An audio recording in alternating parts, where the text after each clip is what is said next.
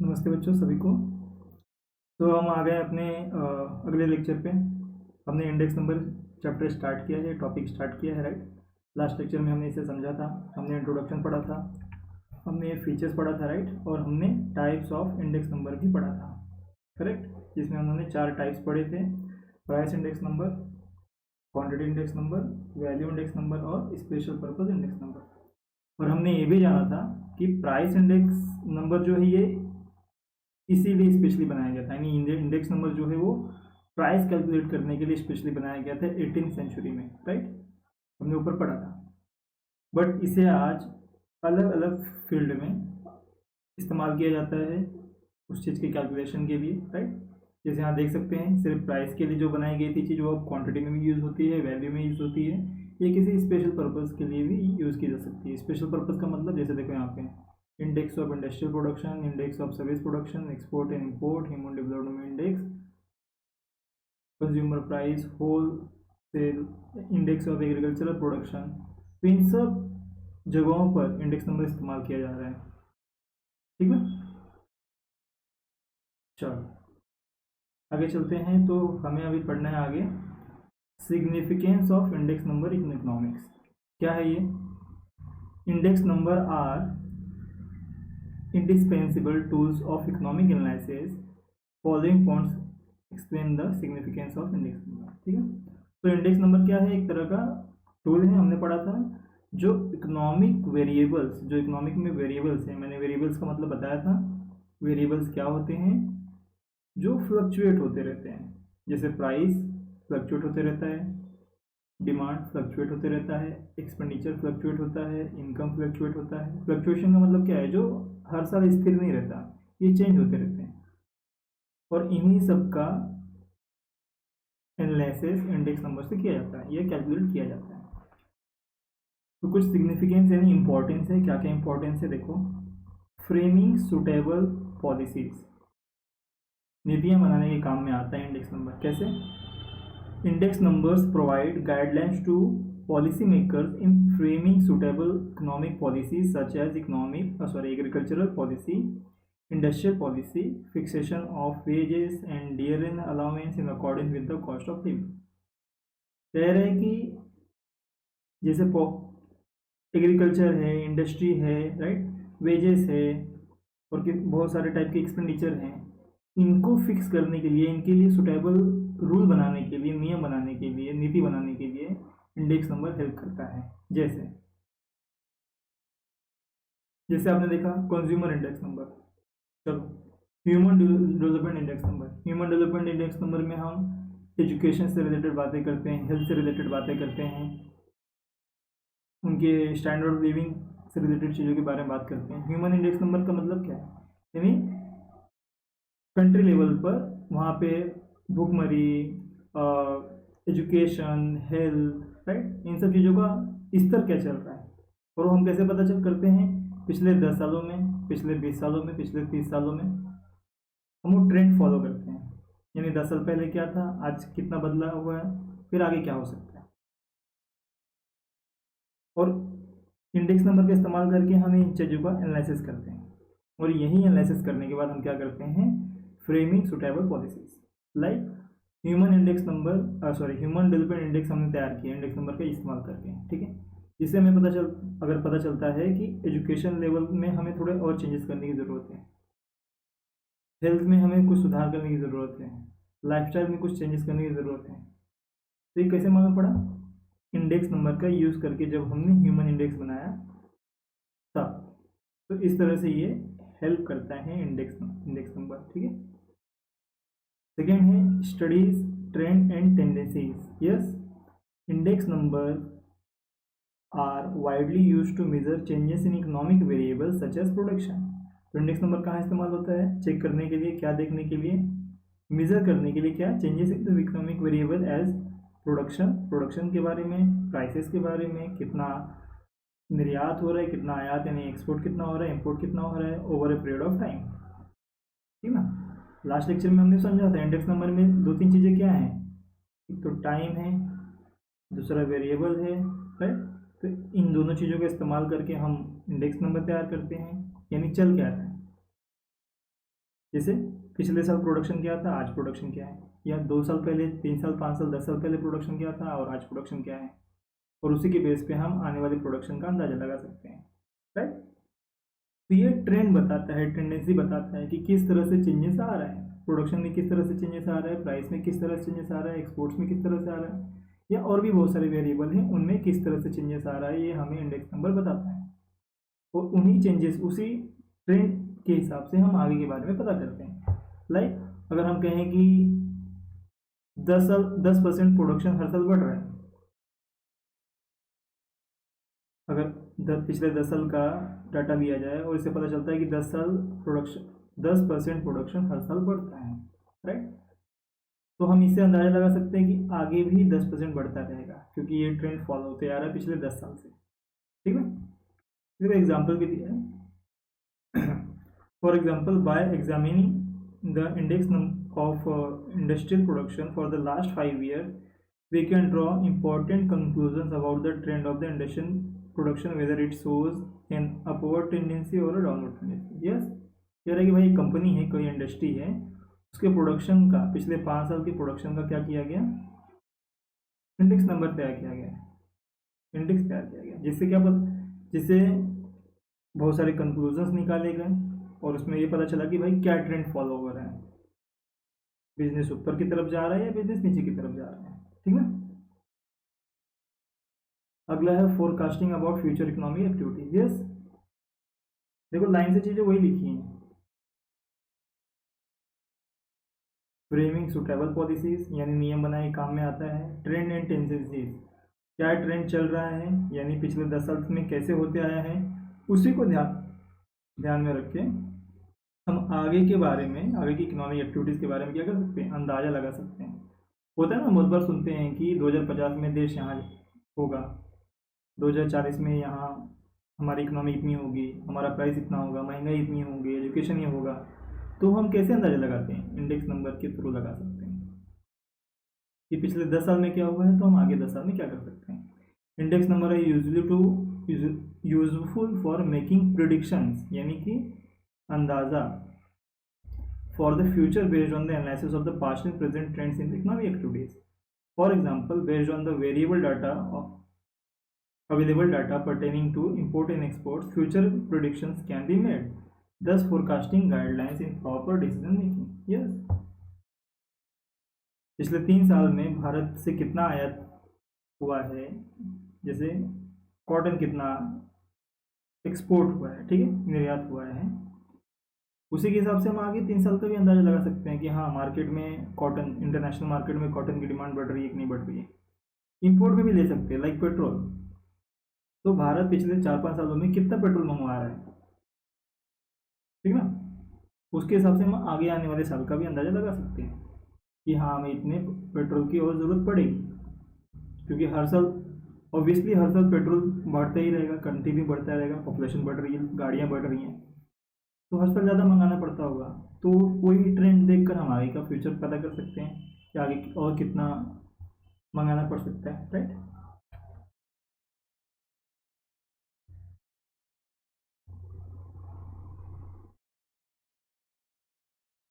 क्या हो गया,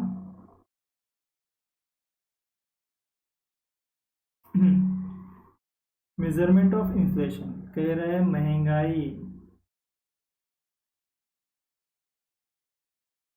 महंगाई का मेजरमेंट कर सकते हैं। यस, कोई चीज़ पिछले साल 100 रुपये मिल रही थी और इस साल 110 में मिल रही है, तो हम आगे आने वाले टाइम का अंदाज़ा लगा सकते हैं कि भाई अगले साल ये 121 रुपये मिलेगी, 10% के हिसाब से बढ़ रही है, यानी जो चीज़ 2 साल पहले 100 की थी अब 121 की हो चुकी है। महंगाई का ऐसे ही अंदाज़ा लगाया जाता है कि हर साल कितना महंगा होते जा रहा है, यानी रुपए की वैल्यू कितनी गिरती जा रही है, यानी 2 साल पहले जो 100 रुपया था वो अब 121 हो चुका है, ठीक है ना। तो index number are also use to measure changes in the price level of from time to time. It enables the government to undertake appropriate anti inflationary का मतलब क्या हो गया यहाँ पे, भाई जो महंगाई बढ़ रही है उसको कैसे कम किया जाए, measure. There is a legal provision to pay the dearance allowance to the employees in the organized sector of the basis of the changes in the dearance index. Yes, अब देखो यहाँ पे dearance index भी तैयार किया जाता है. Dearness index एक तरह का समझ लो ये जो ऑर्गेनाइज सेक्टर यानी गवर्नमेंट सेक्टर हो गया, बहुत सारे प्राइवेट सेक्टर्स हो गए, उसमें जो एम्प्लॉयज़ काम करते हैं उनको डियरेंस अलाउंस के नाम पे पैसे मिलते हैं, यानी खर्चा एक तरह से मिलता है, उनकी सैलरी में इंक्लूडेड होता है. तो एक तरह से आप इसे सैलरी पकड़ो. तो सैलरी कितनी बढ़नी चाहिए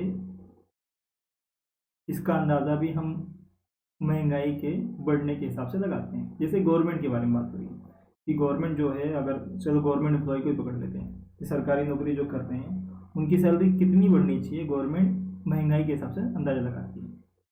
इवन प्राइवेट सेक्टर्स भी उसी हिसाब से अंदाज़ा लगाते हैं, ठीक ना. जैसे आज अगर हम देखें जिसकी सैलरी 30,000 है, ठीक है, अगर वही काम आज से 30 साल पहले कोई कर रहा होता तो उसको मुश्किल से, मैं कहता हूँ 1,000 रुपये 3,000 रुपये इतने मिलते हैं. 3,000 भी मैंने ज़्यादा बोल दिया, यानी उस टाइम के 3,000 रुपये आज के 30,000 के बराबर थे.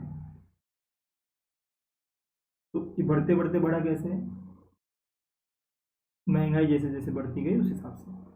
तो महंगाई कैसे बढ़ रही है, कितने % बढ़ रही है, ये पता करने के लिए हमें इंडेक्स नंबर बनाना होगा, राइट. तो इंडेक्स नंबर यहाँ भी हेल्प करता है. और लास्ट में 5वां है useful to present financial data in real terms.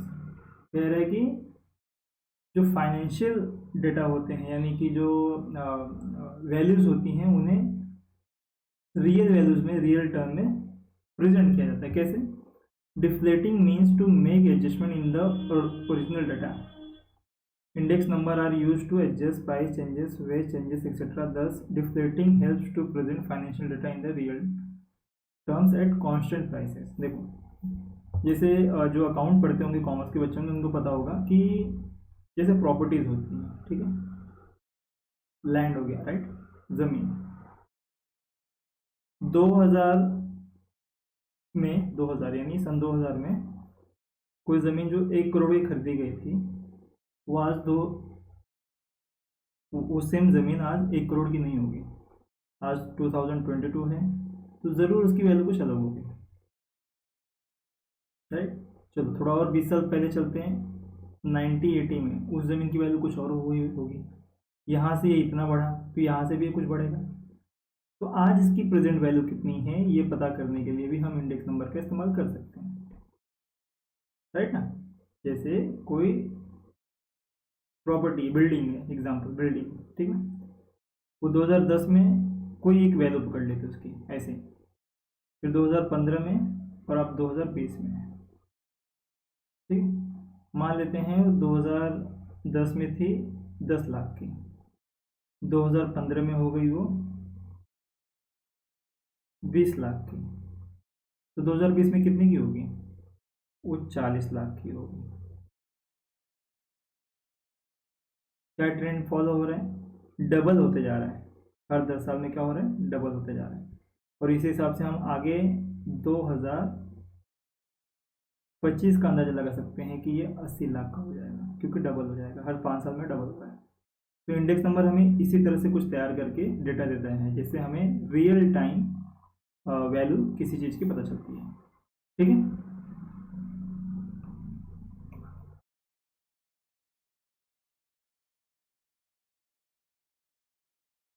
आगे चलते हैं. सो आगे है construction of price of index number, sorry construction of index number. Index number कैसे बनाया जाता है, ठीक है. Following steps are involve. पहला स्टेप है purpose of index number. Yes, जैसे ह्यूमन डेवलपमेंट इंडेक्स नंबर बनाना है, प्राइस से रिलेटेड बनाना है, वैल्यू से रिलेटेड बनाना है, डिमांड से रिलेटेड बनाना है, एक्सपेंडिचर से बनाना है, इंपोर्ट या एक्सपोर्ट से रिलेटेड बनाना है. पर्पस पता होना चाहिए ना, क्यों बना रहे हैं. The purpose of the constructing the index number, the scope as well the variable is intended to be measured should be clearly decided to achieve fruitful result. तो अच्छे रिजल्ट यानी सही पॉलिसी बनानी है, ठीक है ना. हम लोग क्यों कर रहे हैं इंडेक्स नंबर तैयार, क्यों कर रहे हैं, ताकि समझ में आए कि हाँ चल क्या रहे हैं, महंगाई कितनी बढ़ रही है, खर्चा कितना हो रहा है, आयात कितना हो रहा है, निर्यात कितना हो रहा है, इंपोर्ट एक्सपोर्ट, राइट. उसी के हिसाब से आगे की पॉलिसी बनाई जाए, आगे का नियम बनाया जाए, कानून बनाया जाए, right. Selection of the base year, yes base year is also called the reference year, yes reference मतलब कहाँ से लिया गया है. So it is the year against which comparisons are made. The base year should be normal, that is should be free from natural calamities. It should not be too distant in the past. Yes, हमने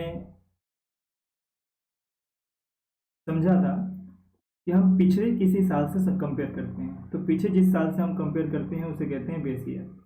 जैसे आज 2022 चल रहा है और मुझे पता करना है 20 साल पहले क्या था, तो 20 साल पहले हमारा एक्चुअल ईयर क्या था 2002. तो 2002 से अगर हम 2022 को कंपेयर कर रहे हैं तो 2002 क्या हो जाएगा बेस ईयर, क्योंकि इंडेक्स नंबर ऐसे ही तैयार होता है, किसी साल से कंपेयर किया जाता है. तो किसी साल से कंपेयर करने के लिए कोई साल लेना पड़ेगा और जो भी साल लेंगे वो होगा बेस ईयर. लेकिन उस जिस बेस ईयर को हम चुनेंगे वो बेस ईयर कैसा होना चाहिए, it should be free from natural calamities. ऐसा नहीं होना चाहिए कि हमने ऐसा साल ले लिया जिस साल बहुत आपदा आ चुकी थी, तो हम उस साल से कंपेयर नहीं कर सकते हैं, ठीक ना. मतलब वो साल बहुत नॉर्मल गुजरा होना चाहिए, एक्स्ट्राऑर्डिनरी चीज़ें नहीं होनी चाहिए. जैसे कोरोना आया था 2020 और 21 में, खासकर 20 में,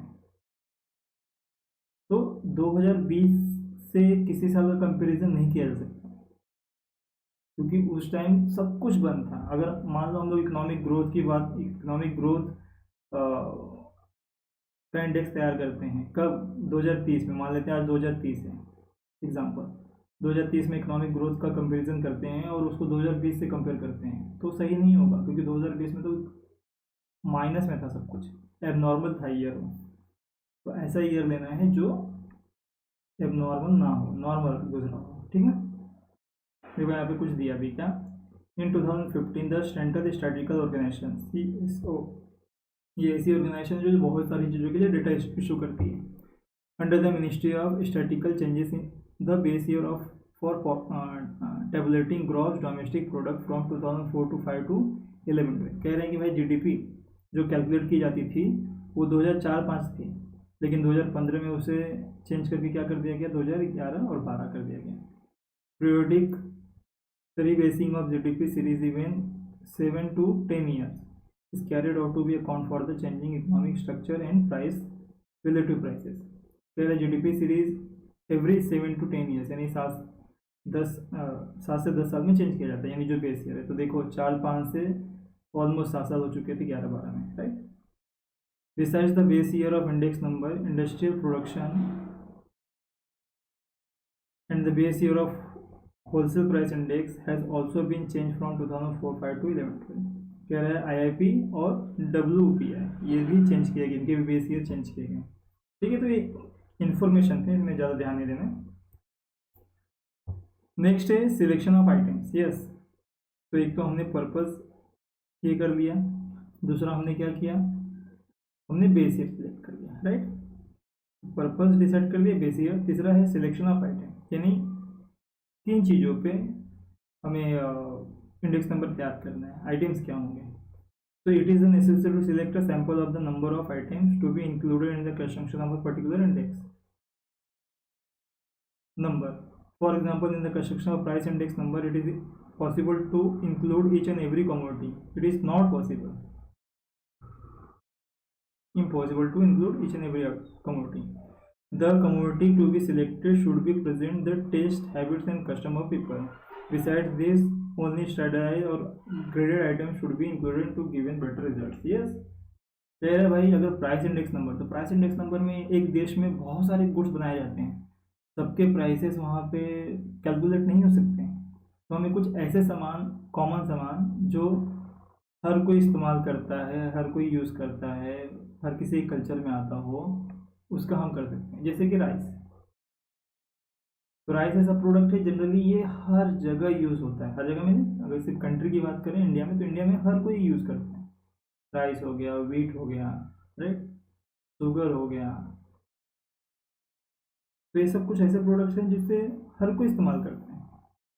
तो हम ऐसे ऐसे आइटम्स चूज़ कर सकते हैं, ठीक है. तो तीसरा स्टेप था आइटम सिलेक्ट करना, किस पे हमें इंडेक्स नंबर निकालना है. बोलना मत हम क्या पढ़ रहे हैं, construction of index number. Index number कैसे कंस्ट्रक्ट करें. तो पहला था पर्पस, दूसरा आता है बेस ईयर, तीसरा क्या है हमें, तो मतलब गुड्स आइटम, मतलब कोई गुड्स या गुड्स क्या कोई भी चीज़ हो सकती है, तो जो भी है उसे हमें सिलेक्ट करना है, आइटम ही लिख देते हैं कोई जिस पे हमें रिसर्च करना है। Selection of price quotation, prices of the selected commodities may be vary from place to place and shop to shop in the same market. Therefore, it is desirable that quotations should be obtained from an unbiased price reporting agency. Yes, government की बहुत सारी agency से जो हर चीज़ का price decide करके रखती हैं, जैसे राइस का उनका प्राइस एक डिसाइडेड है, वीट का डिसाइडेड है, शुगर का डिसाइडेड है, ठीक है ना, कॉर्न्स का डिसाइडेड है, ऐसे बहुत सारे कई लगभग सभी प्रोडक्ट्स के वहाँ पे गवर्नमेंट के एजेंसीज में क्या होते हैं, प्राइसेस मेंशन होते हैं।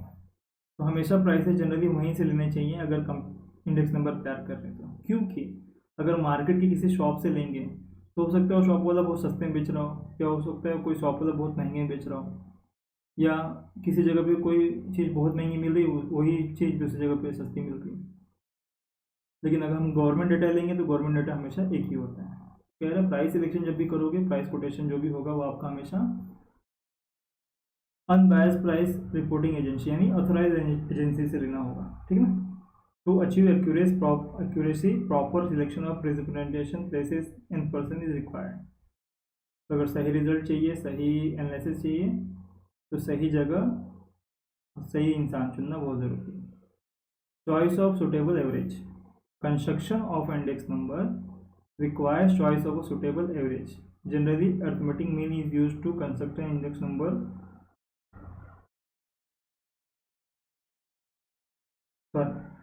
तो फिफ्थ पॉइंट है कि एवरेज निकालने का तरीका क्या होगा, क्योंकि जब हम इंडेक्स नंबर में आएंगे और वहाँ देखेंगे क्वेश्चंस, तो वहाँ पे ना एवरेज निकाला गया है बार बार। आई होप एवरेज तो पता होगा। तो एवरेज निकालने के कई तरीके होते हैं, यहाँ पे अरिथमेटिक मीन जनरली यूज़ किया जाता है, ठीक है। तो ये पांचवा स्टेप होगा कि हम लोग एवरेज कैसे लेंगे। और